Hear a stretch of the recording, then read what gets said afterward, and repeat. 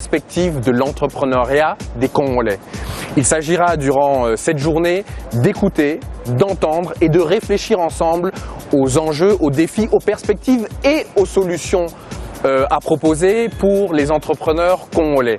Alors c'est parti pour une journée où vous allez entendre les différents intervenants et bien sûr Didier Pambia que je vais tout de suite rejoindre en salle d'interview. Nous voici dans l'une des salles annexes de cet Optimum Forum avec le directeur de publication et éditeur ainsi que l'initiateur de cet Optimum Forum, Didier Pambia. Bonjour. Bonjour Monsieur Lézy. Alors la première question que j'ai envie de vous poser, cher Didier Pambia, c'est quelles sont les grandes lignes et les directions qui seront prises par les intervenants et par vous-même dans le cadre de ce forum? D'abord, ce forum, comme vous venez de le mentionner, est une initiative du magazine Optimum dont la vision se résume à travers son slogan « Façonner l'avenir ». Il s'agit essentiellement donc de discuter, de réfléchir sur les questions qui concernent le développement de notre pays, la RDC, et au lieu de s'arrêter aux enjeux et aux défis, de donner toujours des pistes de solutions. C'est dans ce cadre-là que lors du forum, nous espérons que les échanges entre les personnes permettront justement d'aboutir à des décisions qui vont pouvoir améliorer l'environnement des affaires pour les entrepreneurs congolais. Donc deux axes principaux, les problématiques qui seront mises en exergue et puis à côté des problématiques, les solutions et les pistes de solutions vues par les entrepreneurs eux-mêmes. Tout à fait, parce que comme vous avez vu dans le design ou les affiches du forum, il y a un labyrinthe. Souvent, les entrepreneurs avancent et se trouvent heurtés à des problèmes qui empêchent à ces entrepreneurs d'atteindre un niveau qui leur permettra d'être concurrentiels plutôt dans un environnement global où la concurrence est tous azimuts.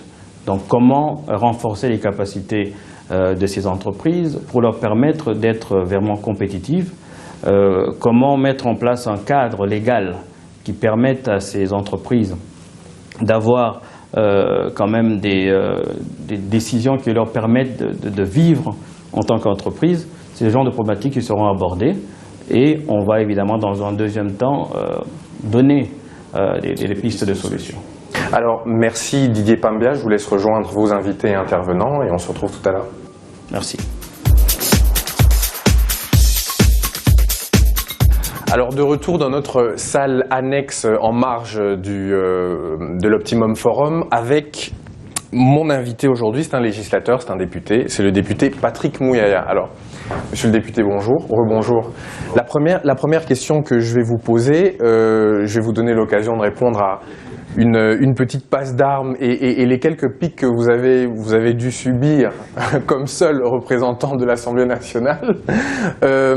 Oui, vous êtes intervenu, vous avez parlé du manque de lobbying de la part des différents intervenants économiques, des forces économiques de ce pays, peut-être que vous ressentiez en tant que législateur, et vous avez aussi fait référence à un problème culturel qui a fait beaucoup jaser. Alors, je vais vous donner l'occasion de peut-être expliquer ça avec un peu plus de temps et un peu plus de clarté. D'accord, merci de l'opportunité. D'abord, il faut saluer la tenue de ces forums. C'est une preuve que nous connaissons nos problèmes et que nous sommes en train de réfléchir justement pour proposer des pistes de solutions. Mais en même temps, il faut arriver à faire le bon diagnostic, bien situer les problèmes pour voir quelle est la part de responsabilité de chaque intervenant.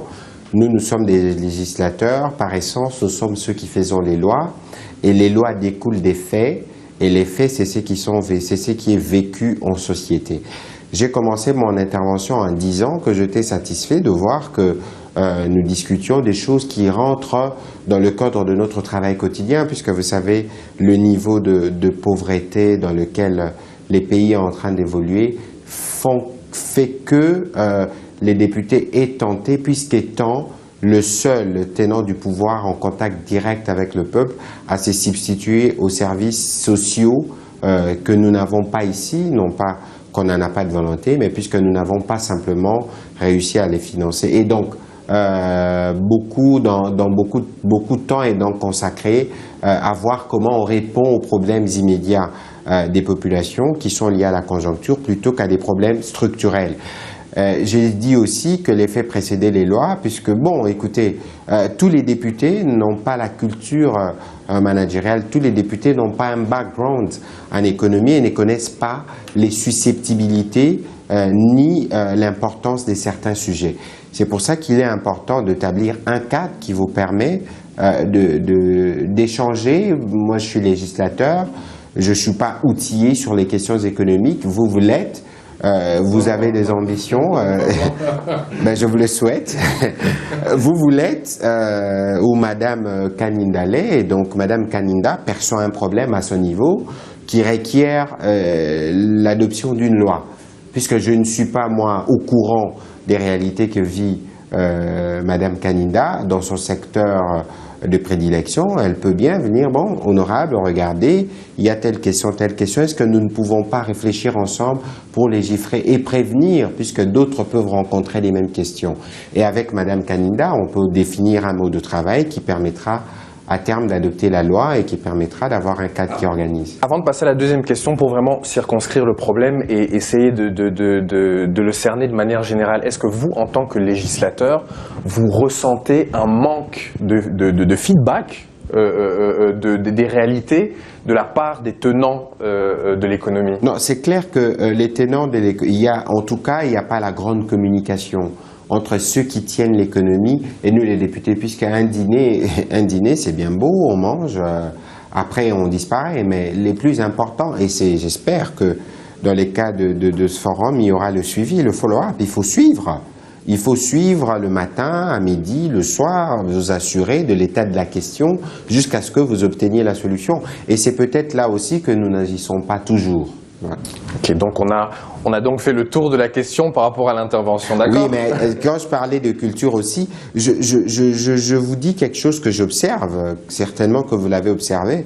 Je ne sais pas dans quel milieu vous avez grandi, mais quand vous passez, moi je grandis à Bandal, mais il y a une maman que je connais, ça fait 15-20 ans, qui ne vend que des arachides, son entreprise n'a jamais prospéré. C'est une activité que l'on fait pour du jour au lendemain.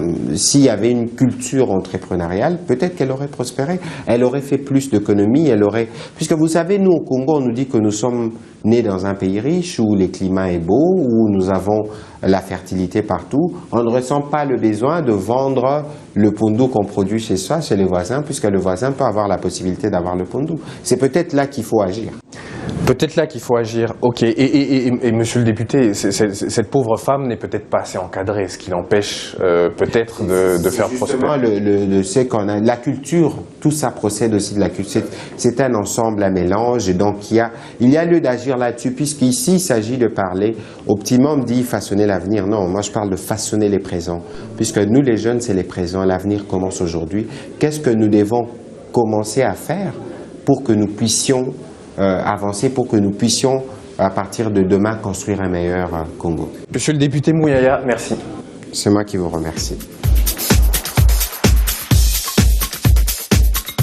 Alors, chers téléspectateurs, nous continuons à recueillir au fur et à mesure à chaud les réactions de nos différents intervenants durant cet Optimum Forum. Alors, j'accueille Madame Marie-Chantal Kaninda, directrice Afrique des relations extérieures de la société Rio Tinto. Bonjour Madame. Bonjour. Alors, une question, mais en deux parties. La première partie, c'est votre société Rio Tinto évolue à l'international dans le domaine minier. Qu'attendez-vous comme feedback par rapport à ce genre de forum? Qu'attendez-vous comme retour dans l'exercice de vos activités, des activités de votre société? Qu'est-ce que vous attendez de ce genre de forum? Oui. Donc en fait, ce qui est intéressant déjà, ce que j'attends en tant que Congolaise de ce forum, je pense que c'est de pouvoir me dire qu'aujourd'hui c'est un thème tellement important, qui est important non seulement en RDC mais partout dans le monde, et de voir qu'aujourd'hui on peut se réunir et avoir les différentes parties qui se réunissent et qui en parlent.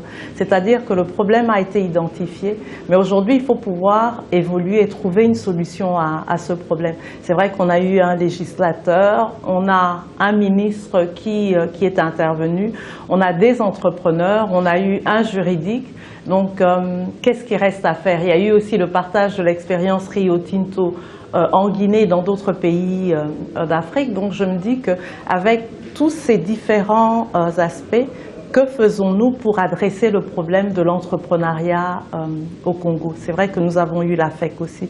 Donc, de ce forum, je me dis que nous devrions en sortir avec des points d'action. Des points d'action immédiats sur le moyen et sur le long terme. Vous avez présenté, madame, pendant votre exposé, qui était un exposé vidéo enregistré, les aspects du local content que vous avez appliqués ailleurs par l'intermédiaire de votre entreprise, en tout cas de l'entreprise qui vous emploie. Est-ce que vous avez foi à ce que les méthodes que vous utilisez ailleurs puissent être appliquées ici au Congo et qu'elles optimisent les résultats des entreprises locales? Oui, je pense effectivement qu'elles sont tout à fait applicables pour plusieurs raisons. Tout d'abord, nous avons le potentiel minier, nous avons le potentiel économique, nous avons aussi le potentiel humain. Et je pense que nous avons beaucoup parlé de renforcement de capacités. Et je pense qu'avec ce potentiel humain, oui, nous pouvons y arriver. Et c'est vrai qu'on a eu des jeunes entrepreneurs qui se sont chacun manifestés. Et je me dis que si ça marchait en Guinée, si ça marchait ailleurs en Afrique, pourquoi est-ce que ça ne marcherait pas en Guinée? Je pense que les entreprises minières qui opèrent en RDC doivent éventuellement élever le standard s'il le faut pour s'assurer que pour qu'elles puissent s'assurer que le local content puisse réellement, ou le contenu local, excusez-moi, puisse réellement être implémenté ici en RDC. Madame Kaninda, merci. Merci à vous. Alors, de retour ici dans cette salle annexe où nous recevons les intervenants de l'Optimum Forum dans des réactions à chaud sur leur propre intervention, sur l'intervention des autres co-intervenants. Alors, Monsieur Félix Samouna, moi, je vais pas vous voyez, évidemment, merci. Parce que après tant de décennies, je vais avoir du mal à faire semblant. Félix, la première question que j'ai envie de te poser, c'est en deux parties. Tu as fait le tour de tes expériences d'entrepreneur depuis 1994, 94 pour les Belges, et tu as exposé devant le parterre une série de chutes dues essentiellement à la conjoncture et aux circonstances. Alors moi j'ai envie de te poser la question, à chaque chute correspond le fait que tu te relèves. Alors c'est quoi? C'est l'esprit de Peter Pan, parce que l'AD Bonongué de la FEC a dit que l'entrepreneur c'était celui qui voulait absolument réaliser ses rêves. Alors est-ce que tu as le syndrome de Peter Pan, tu cours toujours après un rêve un peu enfantin, ou est-ce qu'au contraire c'est de l'hyper-réalisme parce que tu sais que c'est dans l'entrepreneuriat que quoi qu'il arrive, que tu t'en sortiras et que tu t'en sors d'ailleurs? Merci Jean-Pierre pour la question. Donc effectivement, Peter Pan rêve et il est dans le domaine de l'imaginaire. Un entrepreneur ne peut pas être dans le domaine de l'imaginaire sauf un court instant, celui de saisir l'idée et de la mettre en pratique. Donc, et dans la vie d'un entrepreneur, les échecs arrivent tout le temps. Ça peut être des échecs sur le plan interne, c'est-à-dire du management, ça peut être dû aussi à l'environnement. Mais il y a toujours une chose qu'il faut savoir, c'est que celui qui chute, s'il reste à sa chute, ne pourra jamais se relever.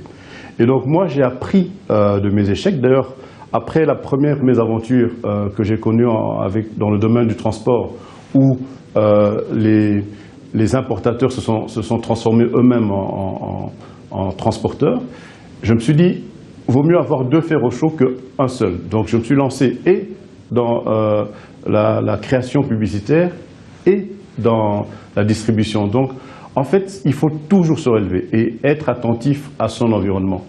L'entreprise, tu ne la crées pas à partir de rien, tu la crées à partir d'un besoin. Donc il faut identifier un besoin dans son environnement et créer l'entreprise qui répond à ce besoin. Moi, si je ne m'écoutais, je créerais 10 entreprises à la fois, surtout dans un pays comme le nôtre, où le potentiel est immense. Il y a moyen de créer des petites structures, mais le problème qui nous manque, c'est l'encadrement, la protection économique.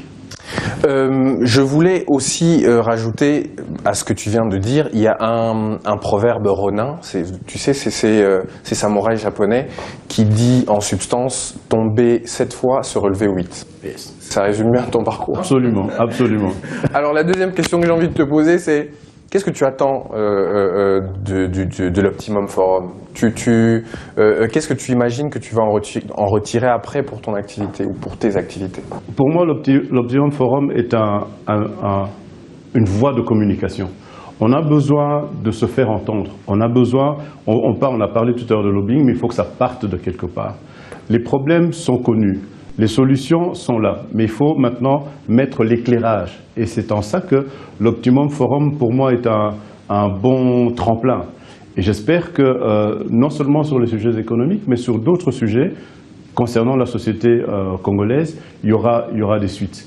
Mais avant tout, ce que j'attends, c'est surtout au niveau de la sphère gouvernante, aussi bien au niveau du gouvernement central que du Parlement. Pour le gouvernement central, ce qu'il faut qu'il soit fait dans l'immédiat, pas attendre dans 2 ans, dans 3 ans, c'est de trouver le moyen de protéger l'entrepreneur local. Même par des mesures provisoires, mais il faut absolument le faire. Nous investissons... Contraignante et provisoire. Contraignante et provisoire. Histoire de pallier une situation qui peut être catastrophique. Le temps que le Parlement, dans son processus, suive, il faut que le gouvernement prenne des décisions d'autorité pour protéger l'entrepreneur local par rapport aux personnes étrangères qui viendraient investir dans notre pays. Et nous sommes contents d'avoir des investisseurs qui viennent dans nos pays. Mais il faut savoir, vous venez investir dans quoi? Dans quoi venez-vous investir? Il faut qu'il y ait des secteurs qui soient réservés aux locaux. Et il faut qu'il y ait le moyen pour le local de profiter aussi de l'investisseur qui vient. Parce que si l'investisseur qui vient, il est au début de la chaîne et il est à la fin de la chaîne, il n'y a plus rien pour le local. C'est ce qu'on a appelé tout à l'heure le local content. Ça, c'est ce que j'attends du gouvernement. Ce que j'attends du législateur, c'est de faire une loi qui permette une discrimination positive, tel que ça a été fait partout. Et l'exemple le plus parlant encore, c'est le Black Economic Empowerment fait en Afrique du Sud. On donne la possibilité aux locaux pour pouvoir entreprendre et avancer. Parce que ce qui se passe, c'est que quand nous employons une personne, même chez toi à la maison, tu as un lavandier, mais il faut voir autour de lui. C'est une famille, c'est 6 personnes, c'est 8 personnes que tu entretiens. Mais comment pourrais-tu le faire si tu n'as pas les moyens tu devrais être toi-même lavandier, toi-même cuisinier, toi-même. Feli Samouna, merci. Merci Jean-Pierre. Alors, je reçois cette fois-ci l'AD de la FEC. Monsieur Kimona Bonongue, bonjour. Bonjour. Alors, Monsieur Bonongue, je vais commencer d'abord par la petite question impertinente concernant la FEC, en marge du forum. Est-ce que vous, en tant que AD et membre de la FEC depuis un certain nombre de temps, vous avez l'impression que cette institution, c'est une institution depuis le temps qu'elle est présente, se renouvelle assez? Je vais vous surprendre. Je suis AD de la FEC depuis 5-6 mois, mais je connais suffisamment la FEC pour vous dire que la FEC se renouvelle. Je vous ai parlé tout à l'heure de M. Kimbello, je vous ai parlé de M. Kisombe, les opérateurs économiques qui, à ce moment, fait l'honneur de cette institution, ne sont plus là aujourd'hui. Ils sont partis, certains sont décédés, et vous retrouvez aujourd'hui des opérateurs économiques, congolais et étrangers, qui sont venus. Tous les miniers, par exemple, qui sont là aujourd'hui, qui font partie du conseil d'administration, ce sont des sociétés qui existent depuis 10 ans.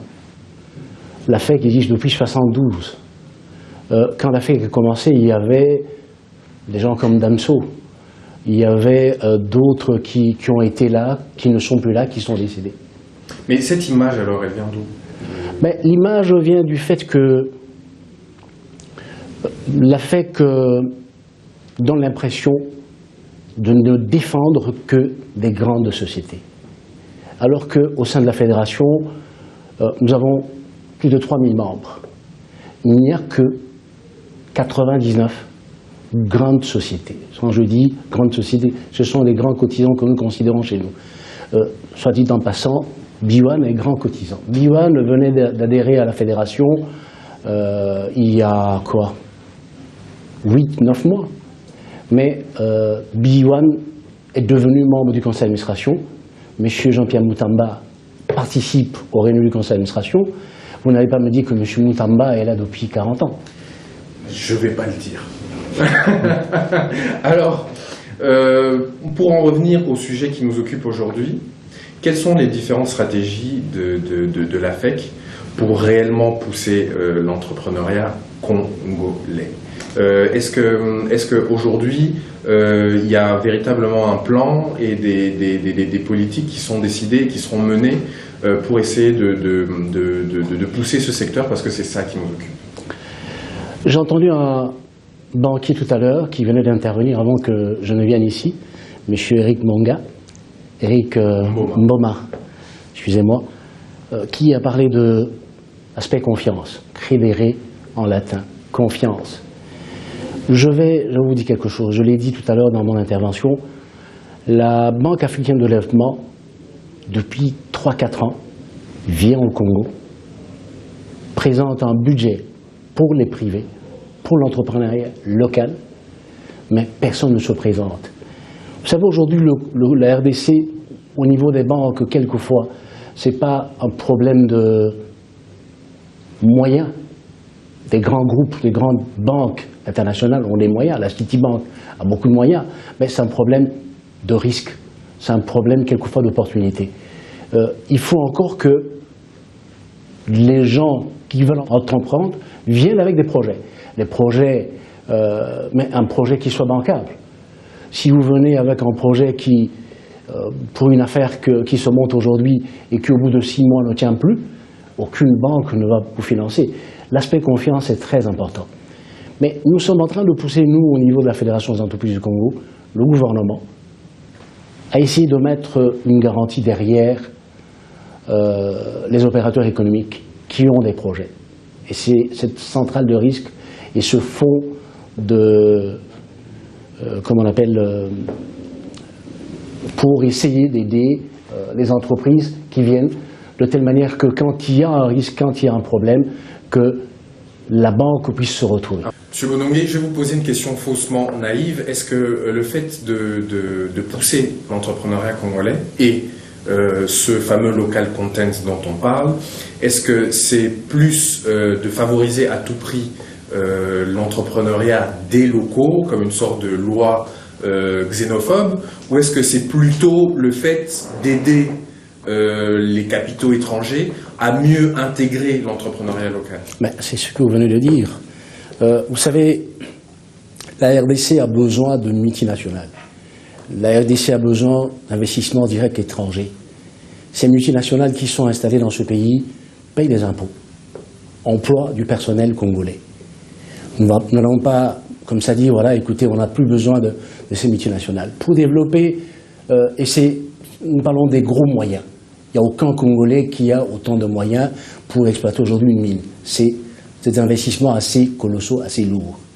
Mais ce que nous demandons, nous, au niveau de la fédération, c'est que ces entreprises, ces grandes multinationales qui s'installent, puissent, à la manière de la GECAMINE de l'époque, créer des pôles de croissance autour d'elles, c'est-à-dire la sous-traitance. J'ai donné tout à l'heure un exemple, aller acheter du catering pour donner aux travailleurs ou donner aux agents. Il ne faut pas importer de France ou importer de Belgique. On peut faire du catering ici. Des papiers, on peut en fabriquer dans ce pays. Donc on peut créer autour de ces entreprises qui sont là, des grandes entreprises, minières ou autres, des pôles de croissance de façon à permettre aux entrepreneurs congolais de trouver leur compte. Et là, nous avons participé activement à la mise en place de la loi sur la sous-traitance On a été à Lumbashi, au Katanga, en janvier 2014. Mais le problème que nous avons, c'est que depuis cette date, on ne parle plus de cette loi. On ne parle plus de sous-traitance.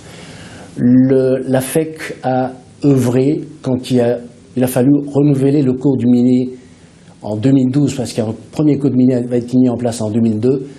Il devait être renouvelé 10 ans plus tard, c'est-à-dire en 2012. Nous nous sommes battus pour que les miniers qui étaient venus, qui ont investi, qui ont mis de l'argent, mais qui ont récupéré également certains leur mise, parce que l'ancien code minier leur permettait de récupérer leur mise pendant 10 ans, qui comprennent que le Congo a besoin également de vivre de ses ressources naturelles.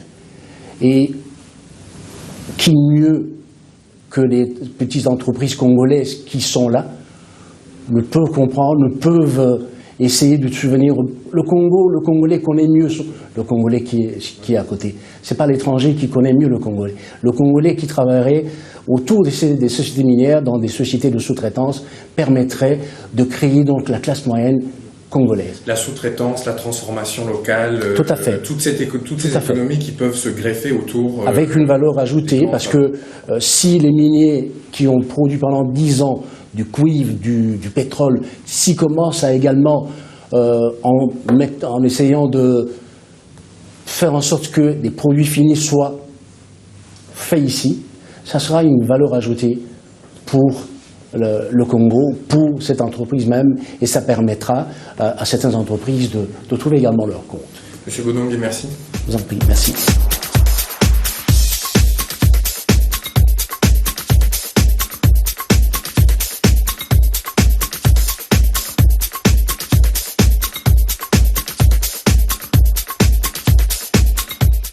Alors, en marge de l'Optimum Forum, je reçois cette fois-ci Madame Naboufal, directrice générale de l'entreprise Viséo. Bonjour. Bonjour monsieur. Madame, la première question que j'ai envie de vous poser, c'est vous évoluez dans le domaine de la communication. Vous êtes donc une entreprise concurrente des organisateurs du forum. On note donc la concurrence saine et loyale qui règne entre vous. Qu'est-ce que vous attendez de ce genre de forum? Alors, déjà, je voudrais vous corriger, je ne suis pas une entreprise concurrente de Optimum, mais partenaire. Parce que comme vous le savez, dans la communication, il y a différents métiers et nous n'exerçons pas les mêmes métiers. Donc je n'exerce pas les métiers que Optimum exerce et Optimum en RDC. Et comme l'a fait remarquer un des intervenants, M. Kitenge à la fin, le cri des entrepreneurs est très faible et tout le monde rechigne et se plaint de son côté.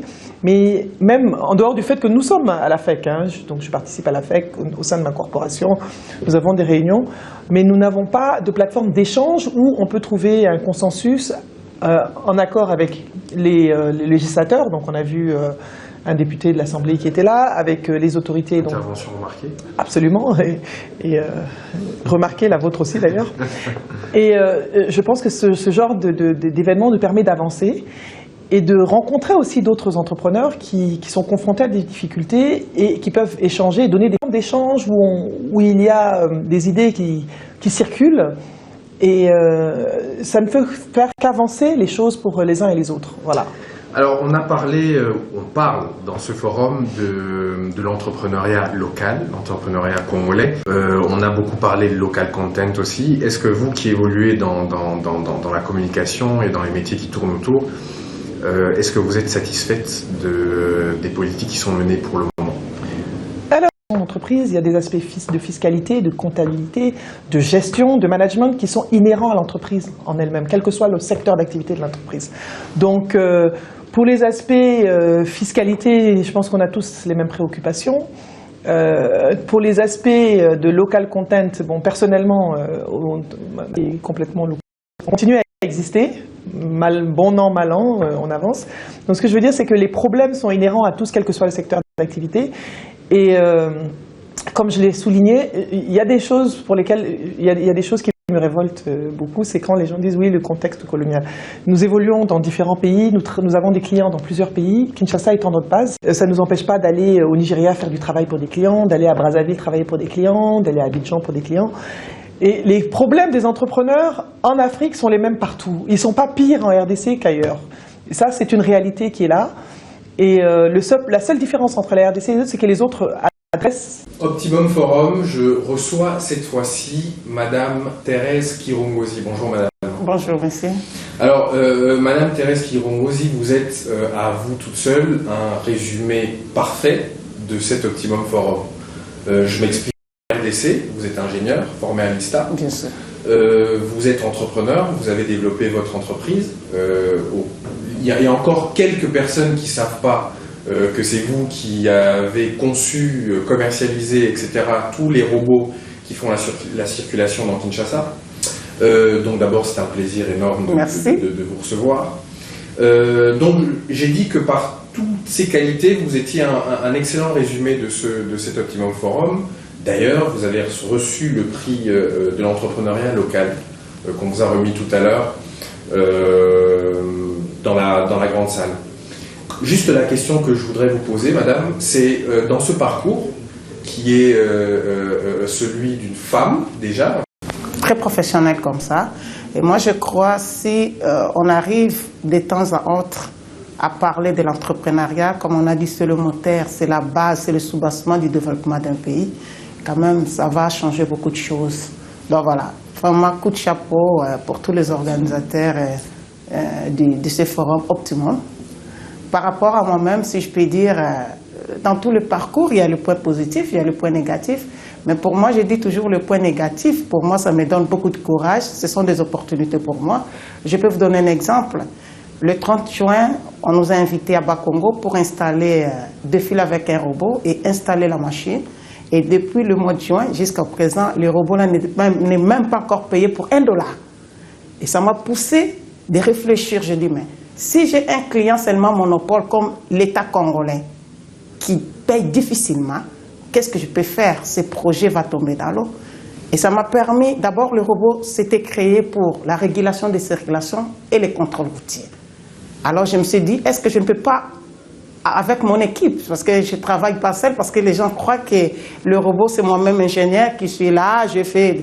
Non, non, c'est toute une équipe. Vous avez une équipe de combien de personnes? Une équipe, une vingtaine de personnes que chacun a amené, mais les deux personnages très importants, si je peux dire, c'est Débat, c'est lui qui est mon ingénieur au contrôleur, c'est lui qui fait le cerveau du robot, qu'on appelle ça le système CPU, c'est-à-dire qui sait que le robot doit soulever le bras, va tourner, c'est-à-dire c'est comme un cerveau, donc c'est comme le processeur en informatique, c'est comme ça on l'appelle.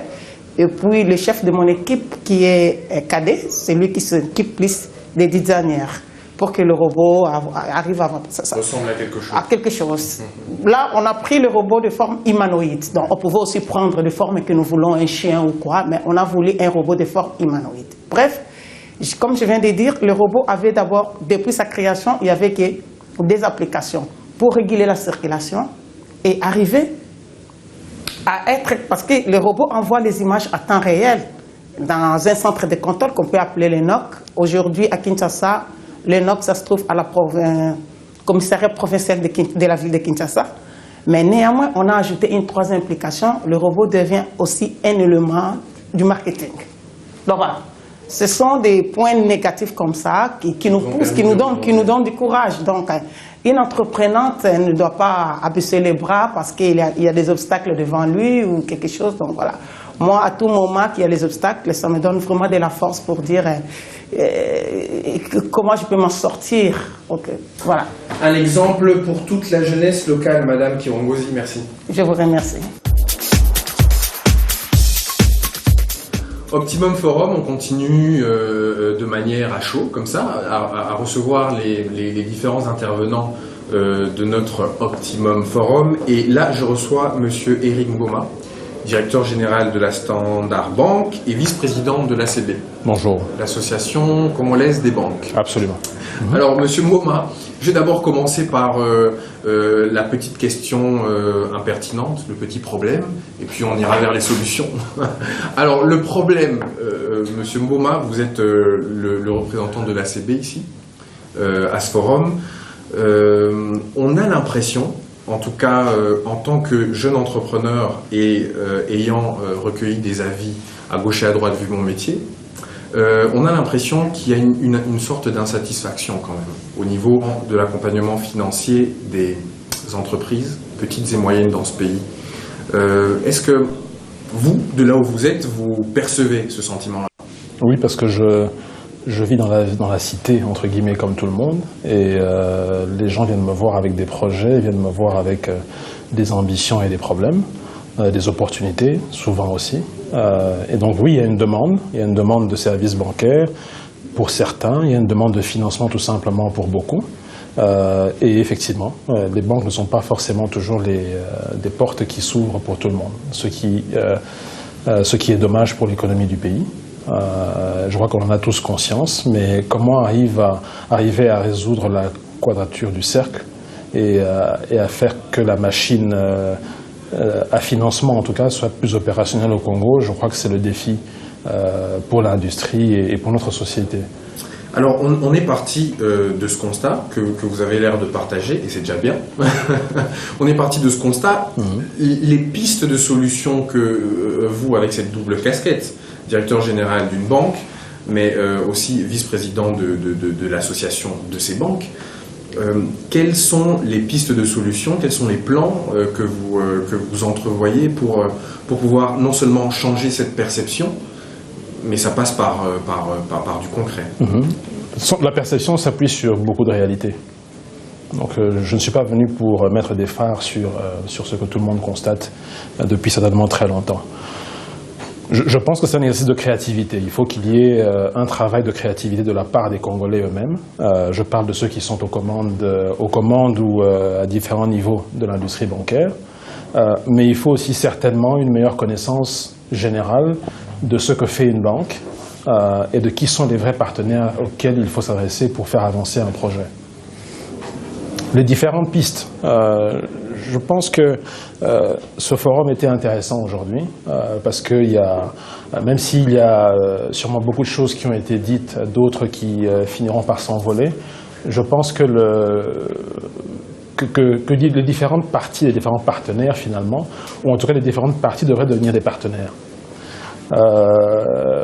Quelqu'un disait assez clairement que la Banque mondiale, ou en tout cas à travers IFC notamment et d'autres organisations, généralement viennent dans les pays avec non seulement un financement en matière de cash, d'apport d'argent, mais aussi de conseils et de soutien. Et accompagnent leurs partenaires de A à Z. Et j'ai vu 2-3 exemples qui étaient très parlants dans d'autres industries, mais qui, quelque part, véhiculaient cette notion d'accompagnement. Je pense qu'il y a une piste à suivre. Ça, c'est une première chose. Je pense aussi que l'industrie congolaise bancaire doit être mieux entendue, beaucoup plus entendue et soutenue. C'est votre industrie bancaire. Nous en sommes, entre guillemets, les serviteurs immédiats, mais notre rôle, c'est de vous servir. Et on vous servira davantage si un certain nombre de choses que nous voulons voir se mettre en place finissent par devenir réalité. Je disais tout à l'heure que je suis arrivé dans l'industrie, en RDC en tout cas depuis 3 ans, et en arrivant, il y a certains combats que je croyais n'être finalement que des cases à cocher, mais qui bougent lentement, beaucoup trop lentement par rapport à nos besoins. Soyons spécifiques. La gestion du risque. Lorsque vous êtes dans certains pays... J'allais y venir. La fameuse gestion du risque, Absolument. Dont on a l'impression, quand on a la chance d'avoir évolué à l'étranger, dont on a l'impression qu'elle est multipliée, surmultipliée à l'intérieur du Congo. Alors même qu'on peut observer que les entreprises y prospèrent. Quand on vient pour demander un accompagnement, ce mot risque est un mot, il est presque aussi entendu que le mot dialogue en politique, si vous voulez. Je pense que ce mot n'est pas en fait aussi désagréable à l'oreille que pourrait suggérer votre commentaire. Je pense plutôt que souvent le risque n'est pas considéré comme il devrait l'être. Je pense que le risque n'est pas quelque chose auquel il faut essayer d'échapper, mais qu'il faut arriver à gérer. Et c'est là que le banquier et le bancarisé véritablement rentrent en jeu et commencent à jouer dans cette cour finalement de l'opportunité et du financement. Gestion du risque. Je veux dire, nous ne sommes pas en situation d'immunité par rapport à la société dans laquelle nous vivons. Nous en sommes un peu le reflet. Si vous pouvez aller au marché, au grand marché et acheter un permis de conduire ou une pièce d'identité, ça veut dire que vous n'avez pas confiance dans le papier, puisque n'importe qui peut l'avoir. Tout à fait. Voilà, donc c'est un problème qu'il faut régler. Parce que le prolongement de ça, c'est quoi? C'est que lorsque vous aurez votre compte en banque et que j'ai votre nom et d'autres papiers, sont-ils des papiers dans lesquels je peux avoir confiance? Parce que derrière, qu'est-ce qui se passe? J'ai coutume de dire que je suis le gardien du bas de laine de la vieille veuve, dont le mari a travaillé pendant 40 ans. Ils ont pu épargner 200 000 $. Des cadres qui ont travaillé durement longtemps. Il est décédé et espérait ainsi laisser quelque chose pour que son épouse continue de vivre le plus agréablement possible. Moi, banquier, j'ai l'obligation de faire fructifier à un taux correct cet argent, de le rémunérer dans une économie qui fonctionne normalement et de lui rendre le fruit de son épargne. Lorsqu'elle décidera, elle choisira de venir le récupérer. Donc, je suis payé du matin au soir à m'assurer que les projets dans lesquels j'engage ces fonds sont des projets qui sont viables, avec des gens sérieux et professionnels qui maîtrisent leur travail, et qu'en cas de problème, parce que ça arrive toujours dans la vie, je pourrais récupérer une bonne partie de ma mise de départ. C'est pour ça qu'on est payé. Donc réconcilier le bas de laine de la vieille veuve tout en étant la catapulte du jeune entrepreneur. Voilà. C'est ça le défi. C'est un très grand écart. Il n'est pas, ce n'est pas irréconciliable, mais il y a un certain nombre de choses. Il y a un cadre que les banquiers connaissent très bien de manière générale, ont précisé et pour lequel ils poussent en permanence. Alors, est-ce que rien ne se fait? Ça serait injuste de dire que rien ne se fait, mais je suis comme les jeunes entrepreneurs congolais, on voyage tous à un moment donné. Aujourd'hui, ce qui est génial, c'est qu'on peut voyager via Internet et pas forcément en achetant un billet d'avion. Et on voit d'autres économies qui sont en train de grandir davantage. L'économie congolaise, quand on prend le Katanga, a cru il y a 1 an et demi à près de 15%, un peu plus de 15% d'ailleurs, je parle du Katanga, tout seul. Le reste du pays, ça fait que le nivelage, entre guillemets, de la moyenne est autour entre 8 et 9%. C'est énorme. C'est une des moyennes les plus élevées d'Afrique. Mais il faut qu'on se pose la question de ce qu'on en fait et comment est-ce qu'on traduit toutes ces opportunités en réalité. Mais vous me posez une question à un banquier, pourquoi est-ce qu'au quotidien, je ne laisse pas accès? Je ne sais pas si j'ai répondu à la question.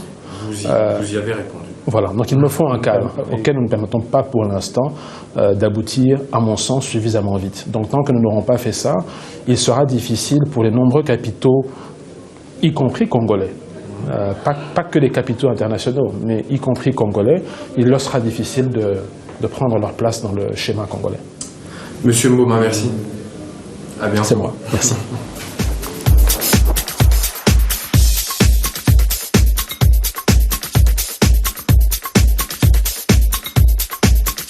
Optimum Forum, je reçois Al Kitenge, un homme dont on peut dire après son intervention qu'il a véritablement le sens de la formule. Monsieur Kitenge, bonjour. Bonjour cher ami. Monsieur Kitenge est directeur général de Task Force, qui est une société qui s'occupe de mettre en place le cadre légal et réglementaire, d'accompagner les sociétés dans ce sens. Qu'est-ce que vous attendez d'un événement comme l'Optimum Forum, vous ? Merci beaucoup pour votre question et je voudrais vous remercier infiniment de m'avoir invité en tant qu'orateur. Je crois que vous ne mesurez pas assez bien ce que vous avez commencé. J'espère surtout que vous avez les tripes pour amener ce bébé à bon port. Je suis en train de dire que vous avez mis au monde un creuset de réflexion stratégique qui devrait non seulement accueillir des citoyens ordinaires, mais qui devra, dans un avenir très proche, accueillir ceux qui ont entre leurs mains le destin de la République. Je pense que cet espace de réflexion stratégique devra envahir les universités, envahir le Parlement, envahir le gouvernement et animer la communauté. Morte est cette communauté qui ne réfléchit pas sur son avenir. J'aime à le dire de manière assez simple, il y a deux choses qu'on ne peut pas sous-traiter, c'est sa conscience et son intelligence. Il est important que les problèmes qui nous concernent tous ne nous donnent pas l'opportunité de donner un chèque en blanc aux hommes politiques simplement parce qu'ils ont décidé de prendre la politique comme métier. Il est important que les gens se rendent compte que les gens qui veulent nous diriger doivent être les meilleurs d'entre nous Et pour ça, il est bon que nous exprimions notre inquiétude, que nous exprimions nos attentes. Et je crois simplement que cette question du local content n'est qu'une des questions que l'on devra être en mesure d'étudier dans ce genre de cadre. Et le cadre que vous avez créé est un cadre merveilleux. Je voudrais vous en féliciter. Pas personnellement, mais en tout cas Optimum, avec qui nous collaborons en effet. Monsieur Kitenge, vous avez un sacré franc-parler. Je pense que les téléspectateurs qui vont suivre l'émission vont s'en rendre compte. Il y a eu une prise en compte des réalités. On a pu voir concrètement qu'est-ce qui se passait. On a pu avoir une vision technique des choses.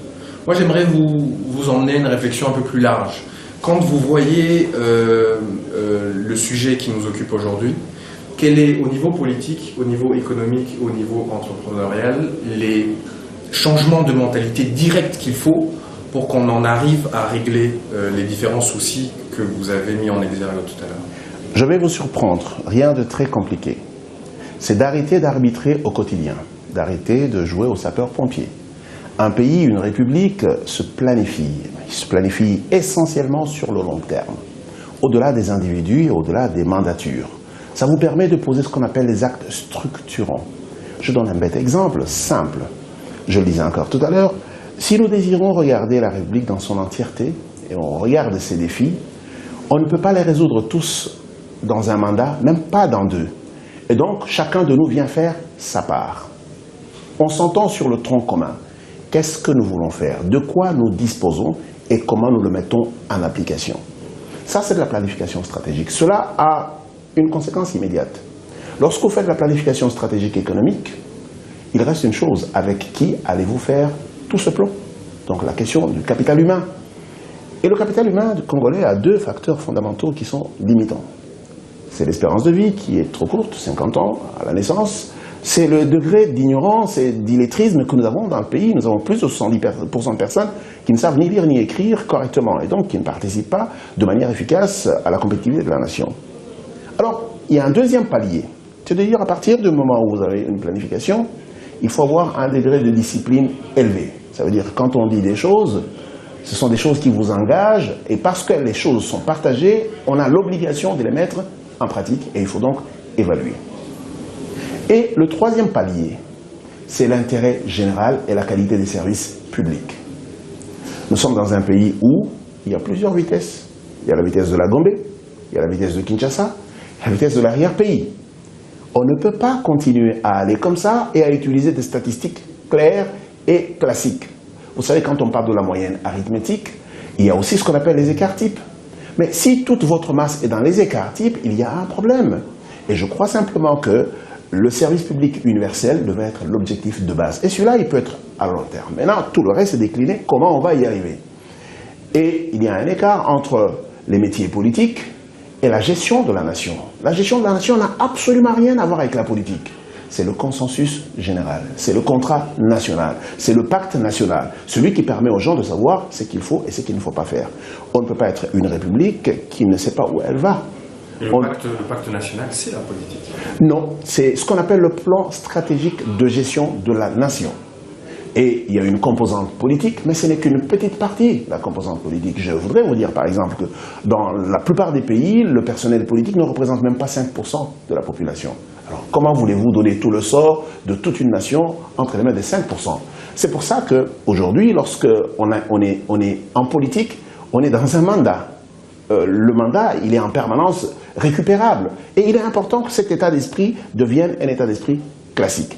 C'est pour ça qu'aujourd'hui, lorsque nous parlons du contenu local et de l'économie qu'il faut développer, nous disons qu'il faut la développer pour la plupart d'entre nous.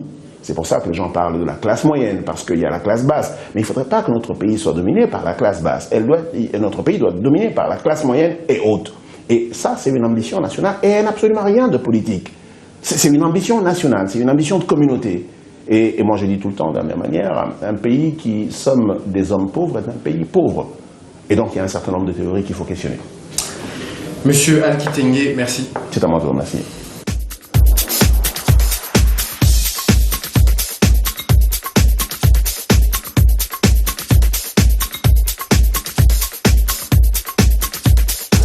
Voilà, mesdames et messieurs, c'est la fin de cette toute première édition de l'Optimum Forum. C'est ici même, sur ce plateau, sur ce stage, que les différents panélistes ont circonscrit tous les problèmes, essayé de trouver des pistes de solutions et comprendre les enjeux. J'espère que, comme nous, vous avez pu réfléchir à toutes ces différentes problématiques. Merci infiniment d'avoir été avec nous. Merci infiniment pour vos contributions qui vont venir. On se retrouve pour les prochaines éditions. À bientôt.